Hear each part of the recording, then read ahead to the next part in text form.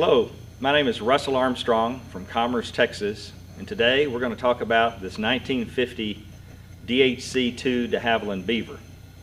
The Dehavilland Beaver was designed and developed by the Dehavilland Aircraft Company in Canada back in 1947. It actually went into production in 1947 through 1967, but it was designed by a bunch of engineers in late 1946.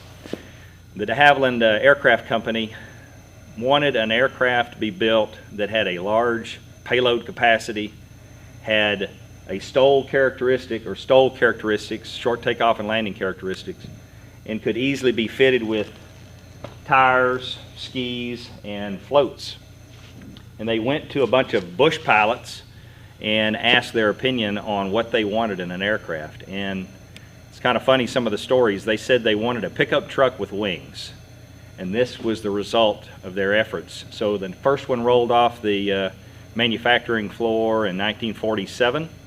They built a total of 1,657 or so Dehavilland Beavers. This is serial number 86. So it's a 1950 Dehavilland Beaver. We're going to do a little walk around, and I'm going to show you the specifics about this plane and talk also about some modifications since the original Beaver came out. We'll start here in the front. The Dehavilland Aircraft Company was originally a British-owned company, and they thought initially about putting some British engine in the aircraft, but it was going to be underpowered, and the Bush pilots said, you know, it's not going to work. So there were a lot of surplus R985 Pratt & Whitney engines sitting around, and they were offered up to be the power plant for this aircraft, and that's the one that they chose. So this is a R985 Pratt & Whitney 9-cylinder air-cooled radial engine. It's also got a single-speed gear-driven supercharger on it with a 10-to-1 ratio. So it produces 450 horsepower. That provided the STOL capacity that they were going to need to carry heavy loads out of the backcountry. So this aircraft opened up the backcountry. People used to have to hike in, take canoes, or very small aircraft without any useful loads into the backcountry of Canada and Alaska. Let's walk around a little bit. First, you'll notice that this aircraft is somewhat odd looking for Dehavilland Beavers because it has tires on it. Most on the internet you'll see have floats. They're based in Alaska, they're based in Canada, or on one of the coasts here in the U.S. Not too many in the lower 48, but this is one that's on tires. The original tires that came on the Dehavilland Beaver were the Goodyear wheels and brakes and about 26-inch tires. One of the modifications that I did when I first got this plane home in early 2015 was to do the Cleveland brake conversion and put the Michelin 29-inch tires on it. There are some other STCs for even the 35-inch bush wheels that are the heavy-duty bush wheels for the Beavers that are flying in backcountry. This aircraft is pretty large. You can see it's got a 48-foot wingspan. It's 9 feet from the ground to the top of the stabilizer, the rudder and the fin in the back. It's got about a 10-foot span here in the main gear. Quite a large aircraft. Single engine, high wing, prop-driven aircraft. There were several modifications to the Beaver that came along. The first one you're looking at here is a 3-blade prop. That's one of the mods that enabled you to pick up a little bit more cruise speed, a little bit quieter than the big 2-blade props. We'll walk through here, and I'll point out some of the other modifications as we go. This was standard in the Dehavilland Beaver. The fuel system, there's 95 gallons of fuel in this aircraft, this particular aircraft, 35 in the front tank, 35 in the center, 25 US gallons in the rear tank. And these tanks are in the belly, underneath the seats. Some of the other aircraft have wingtip tanks. This one does not.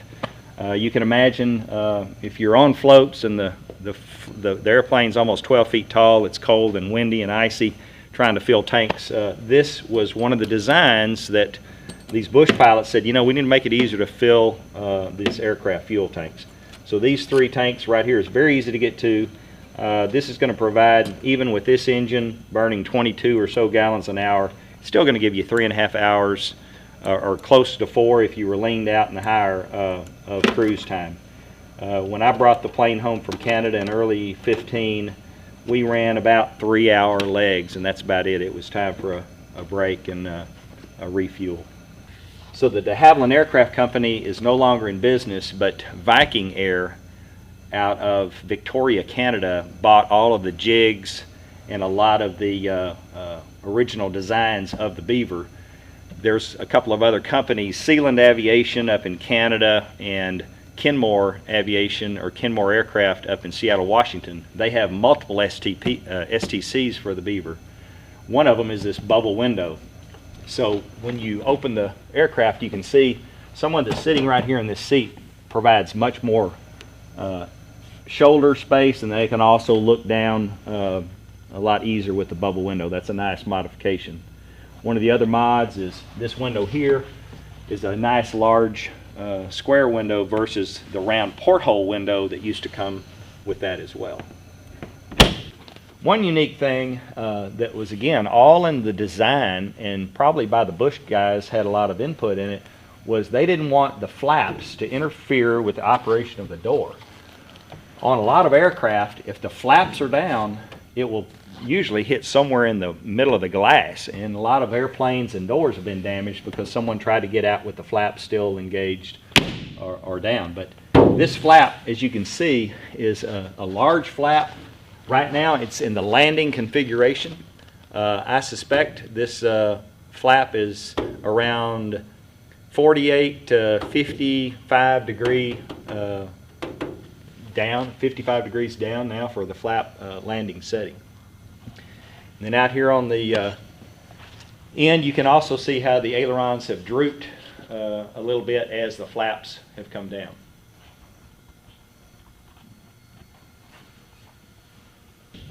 On back here, this is the cargo hole for this particular aircraft. It's kind of dark in here, but the cargo compartment is nice and large.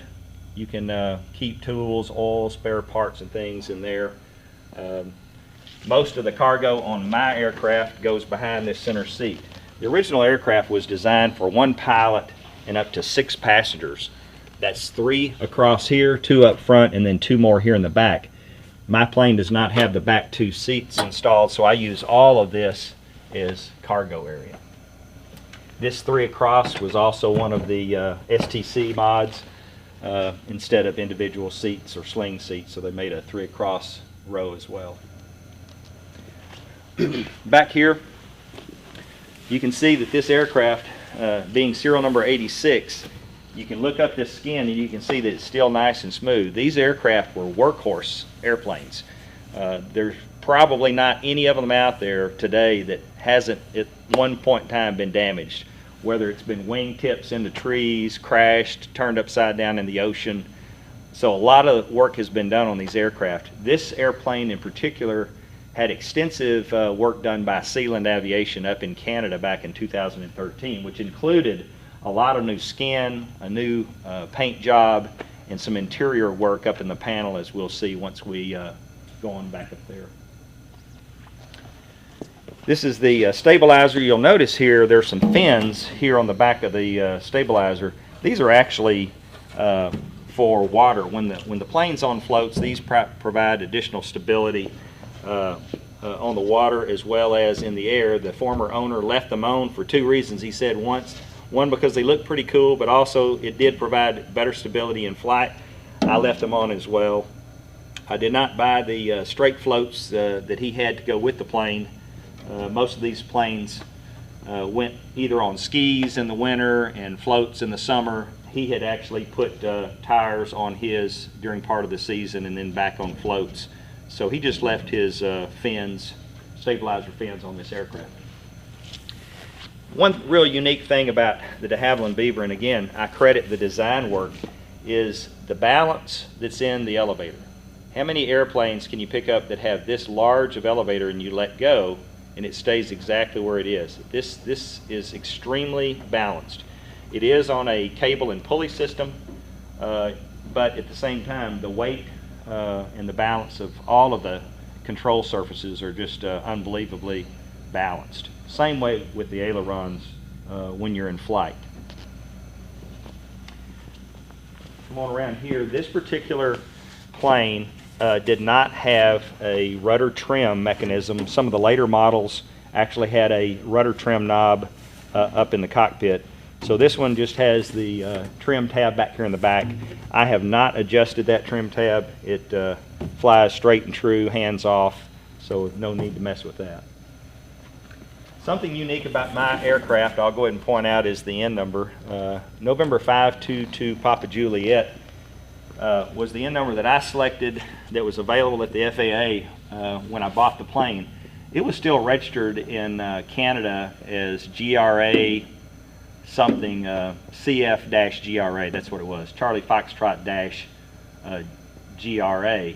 And I had the former owner deregister the aircraft in Canada, and then I had a Beaver shop in Victoria do a lot of maintenance and work for me to get it ready to come back to Texas, including go ahead and putting my N number on the aircraft.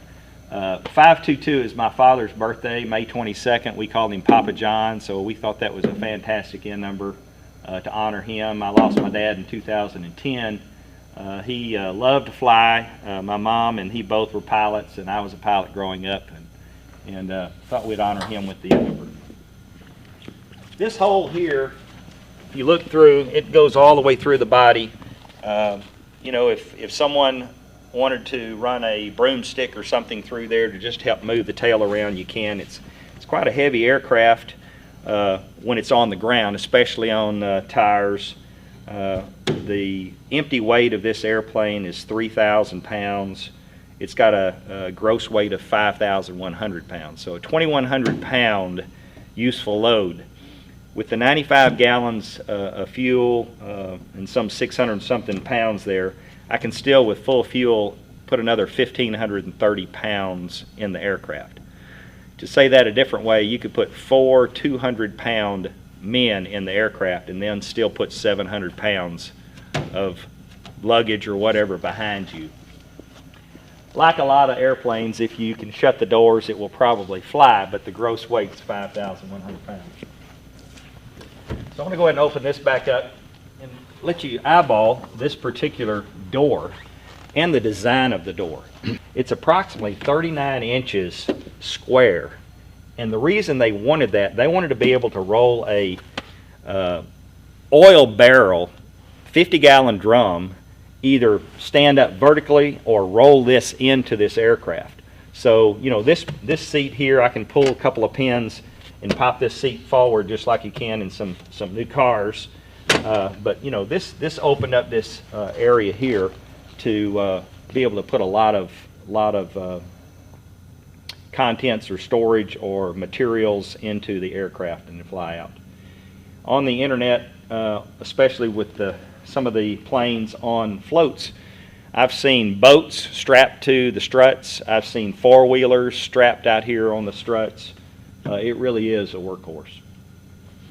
We'll go inside in a minute and I'll show you the controls, but I want to point out this large flap right here. This flap runs from the fuselage all the way out here to about almost 2/3 of the wing. The rest of it's the aileron. You've got one of these counterweights here on the aileron we talked about. When you're flying a large aircraft, many times it's very heavy on the controls. But on the Beaver, it's very, very light on the controls, both elevator movement and aileron movement. The flaps are hydraulically operated. There's a large hydraulic handle and a valve in the floor between the two seats up front, and I'll show you that in a moment. And you can pump these flaps down and then flip the lever up and you can pump them back up. What's interesting, though, is when you pump your flaps down, you also see the ailerons droop. So both ailerons, as the flaps come down, actually droop down a few degrees to provide just that much more lift for getting out of short landing strips or off short bodies of water. Come on around here, and you'll notice this large muffler. I actually have right now the winter muffler on the aircraft. there's just one little screw right here at the top of the muffler. It stubs out about right here. And then I have a short muffler that stops about right here for the summer. But this is the winter muffler, and you can take a look back down through here. There's a little valve at the back of the muffler, and I'll point it out right here. There's a lever inside the cockpit that flips a valve right here and allows the heat off the side of the muffler to go back up through the hose and provide some floor heat inside the Beaver. Comes in handy, I'm sure, up in Alaska and Canada. Here, when you turn the heater on with this big engine, it really heats up in a hurry. All right, so let's look in the cockpit. One interesting thing about the design of the Beaver was how to get to the oil. This oil tank is about 6 1/4 imperial gallons, excuse me, 5 1/4 imperial gallons of oil, radial engine oil. This is the filler cap. This is where you both check and fill the oil. So it's about 6 US gallons of oil goes right here. So if you were flying and needed to add oil, you could take that cap off and add it right here in flight. All right, so here we are up in the cockpit of the Dehavilland Beaver. I'm going to start from the left side of the panel, and we'll go over to the right, and I'll point out a few of the modifications that came along again since the early Beavers, and then some of the STCs as well. You'll notice that on this aircraft it's IFR equipped. I've got a glide slope over here. I've got a WAS Garmin radio here that was installed by the former owner. This is your fuel tank selector valve. It's kind of interesting. They put the front tank here over on the left, then it goes to off, then it goes to the center, and then to the rear. The only indication on this aircraft that you're about to run out of fuel is right here. You'll get a fuel pressure warning light that will flash at you, and when you see the flash, you better go ahead and switch your tank, otherwise the engine's going to start coughing and get your attention in a hurry. But I usually run the tank off the front to start with if I'm full of fuel, and just unless I have a heavy load in the back, then I'll do it in reverse and start in the rear, but usually it's not that heavy. It's got your standard 6-pack here. You got your airspeed indicator, you got your altimeter here, you've got a directional gyro instrument here where you can plug up if you're following a particular course here. You got your attitude indicator here, you got your vertical speed indicator here, and then you've got your standard turn-in bank indicator here. The good thing about new technology is we all use GPS radios. We've got a GPS Garmin 496 portable in this aircraft. We've got a good audio panel. This is a Garmin 430 WAS box I upgraded for IFR, better IFR capabilities. It's got a backup Garmin radio for the number 2 to check weather at airports as we're approaching. Then we've got a Garmin 330 transponder. In early 15, when I brought this in, I did upgrade this box to a WAS, and at the same time went ahead and did the ADSB in and out upgrade. I think I've got a GDL 69 or something in the aircraft. That just makes me compliant for the year 2020 when they want everybody to have the ADSB out.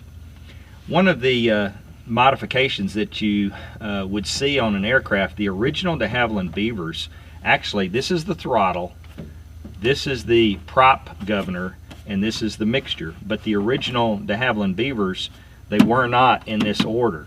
I believe the prop, the throttle was in the center, the prop governor was over on the left hand side, and the mixture over on the right. And you know, so this is one of the mods that they did to change this throttle quadrant around to make it a little bit more easier to reach and grab what you're looking for. You can also see that like a lot of airplanes, each handle has different shaped knobs, and that's in the event you were completely dark, you've lost your electrical system, you didn't have a flashlight, and you were reaching to try to find something, you would know that you got your hand on the throttle, or if you needed increase the mixture or the RPMs of the engine. What's really interesting about the R985 engine is its compression and the power settings that you use. So I fly this aircraft at 28 inches manifold pressure and only 1800 RPMs pretty much all the time. You can go up to 36 inches manifold pressure on takeoff, but very quickly pull back the RPMs to around 1800 and power setting back to around 28 inches. So I pointed out the fuel pressure gauge. Here's another little instrument. It's called a chip detector. You never want to see this light go on. If you do, that means your engine is making metal and it's time to land very quickly. I've never seen that come on. That's good. This is the flap indicator setting. We talked about the flaps when we were outside. You can see now that we're in, the flaps are retracted. Here's the flap handle that we talked about. The large flap handle's right here, and down here on the ground is the flap valve. So if I want to lower the flaps, I put this flap valve to the ground, and then I start pumping, and you'll see not only the indicator move. We'll look outside in a moment and you'll see the flaps as they move down as well. So there's the takeoff power setting, or the takeoff flap setting. Landing, is several more degrees, and that's probably around a 48 degree flap setting there as well. Now there is a little bit more flap left. Full flaps are on, a few more clicks. The POH of this aircraft, the Pilot's Operating Handbook, basically indicates that you would only use the full flap setting in the event of a power loss, an engine loss, and you're making an emergency landing and you needed extra flap. The instructor that checked me out in the aircraft in Victoria, Canada, told me I would never use that flap setting. And then he looked at me again and he said, I'm going to repeat, never use that flap setting. What he was talking about is never use that much of a flap trying to land the aircraft. Of course, that makes you want to go out and try to do that. So I want to back these back up. You can just see the hydraulic motion. And you just back the flaps back up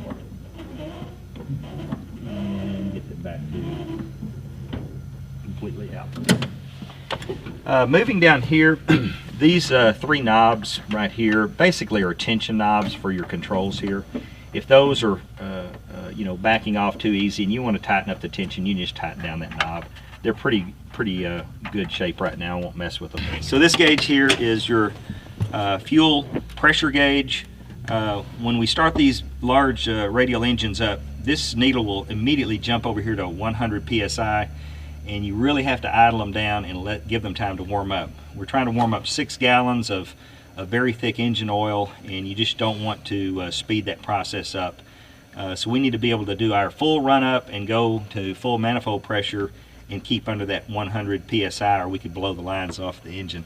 Up here at the top is our fuel oil temperature gauges. We want to make sure we're up here in the green, somewhere around 100 degrees Fahrenheit for the oil. This is in Celsius.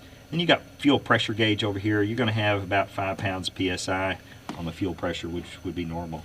This little gauge down here is simply the carb heat gauge. Sometimes it's inoperative, but this is susceptible to picking up carb ice just like any other carbureted engine. So this valve here is the carb heat that we usually kick on as we back off the throttle and we start a descent. Just want to make sure we don't have any ice up in the carburetor area.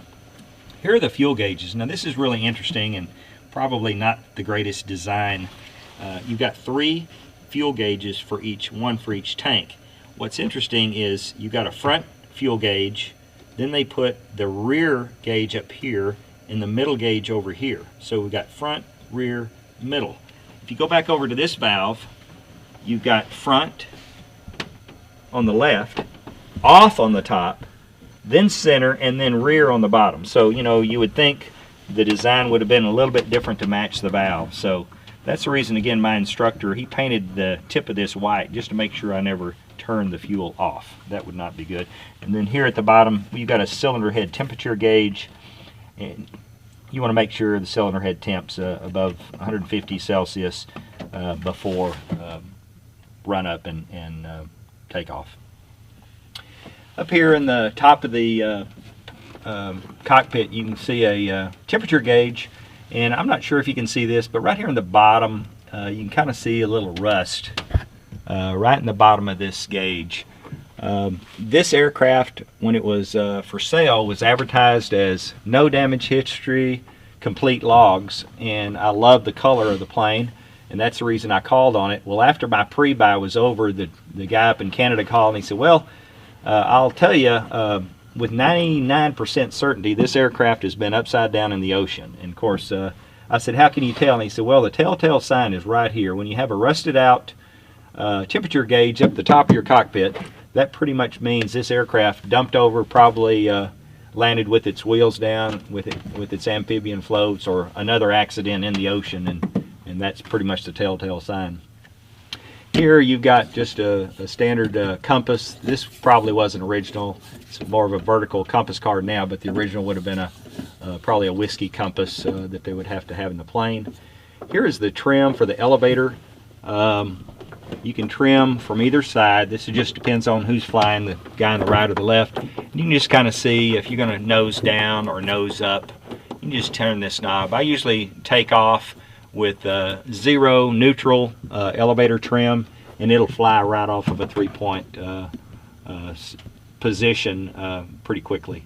The newer models had a trim wheel here, which was that rudder trim. And of course, I only have the rudder tab, but the new one had the rudder trim here.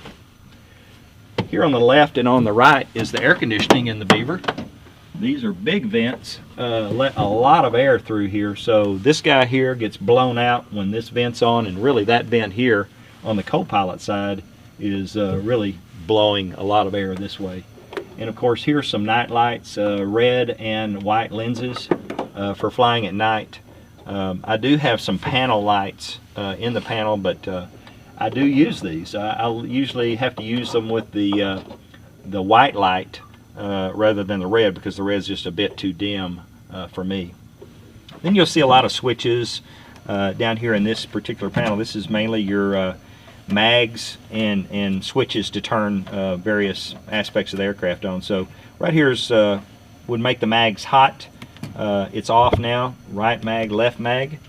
And you've got your master switch. So to start the plane, you turn the master switch on and go ahead and spin the prop with the starter, and then flip the mags hot to start the engine. Here's an alternate field. I usually leave that on. It just allows the battery to be charged by the alternator. This aircraft does not have a booster pump. If it did, this is the booster pump switch. Here's some engine instrument lights for at night. You could turn those on. The avionics are turned on by this switch here. It does have strobe lights out on the wingtips. One of the things that I added to this aircraft before I brought it home was added LED strobes and LED landing light and nav lights. So it's pretty bright when it's all lit up.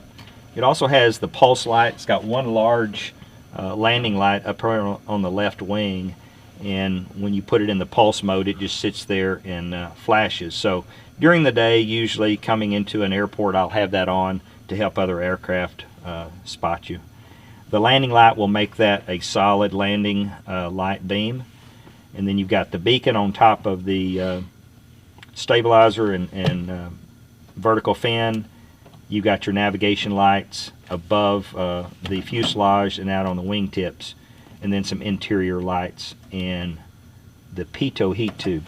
This long pitot heat tube, you'll notice, comes off this wing out here, and we'll look at it when we get back out of the plane. But a lot of people ask about that. Why is it so long? And it's abnormally long, and it's out on the front leading edge. I have not found the reason why that was put out there. I suspect it was not put under the wing just because of the backcountry and the rugged areas that they were going into. Anything under the wing might be susceptible to being grabbed and ripped off the plane. But it is at one of the highest points up there on the leading edge of the wing. A couple of more levers here. You've got the heater control valve is here to turn that heat that's off the back of the muffler and send it up through these floor vents. You pull up on this valve here, and I had it on, flew the plane this morning. So you've got 2 floor vents, one up here in the front cockpit, one in the back, and that sends that hot air that comes off the muffler up through the floor cabin. You've also got some brakes that you can set the parking brakes here, and then you've got emergency alternate air here if you needed it. You ran into an icing problem. The 2 levers here, I already mentioned this one is the carb heat, so if we need carb heat, we'll put that on.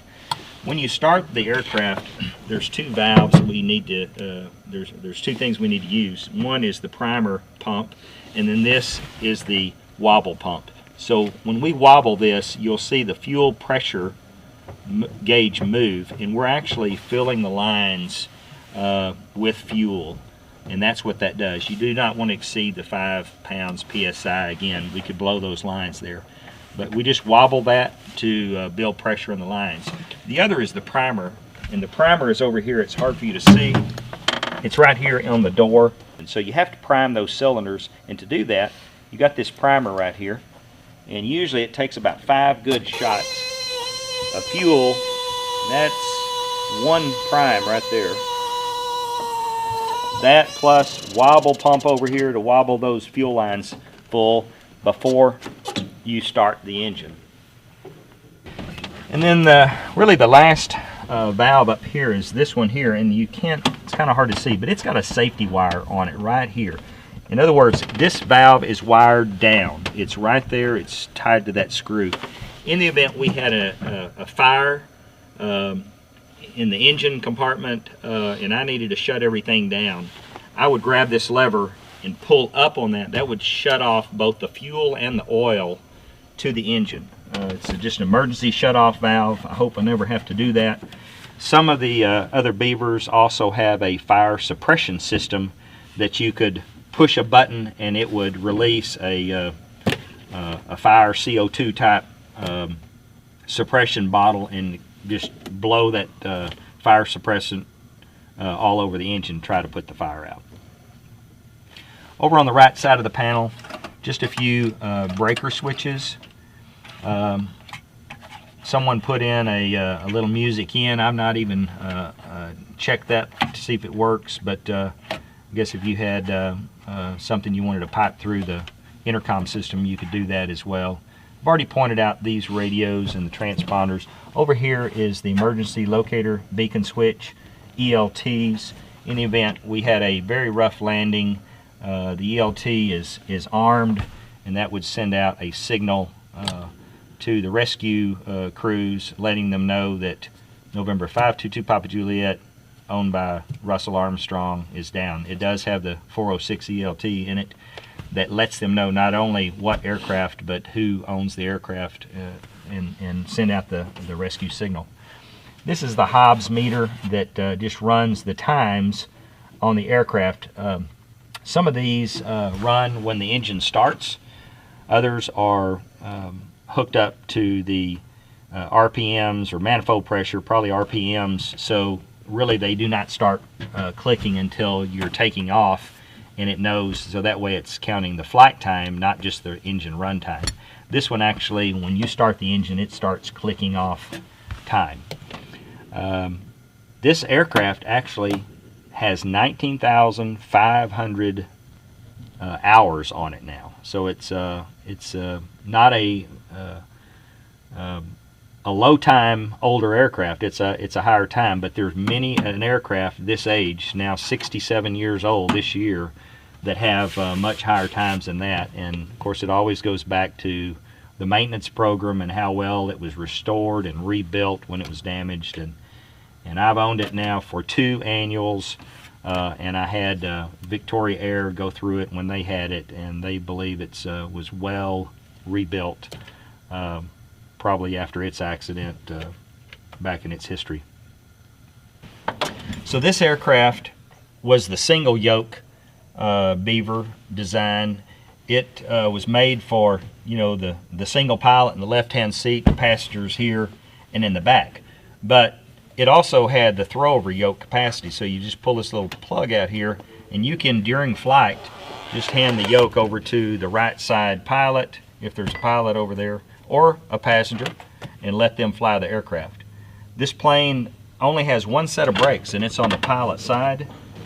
The passenger side does have a full set of rudder pedals, but they do not have brakes on the right-hand side.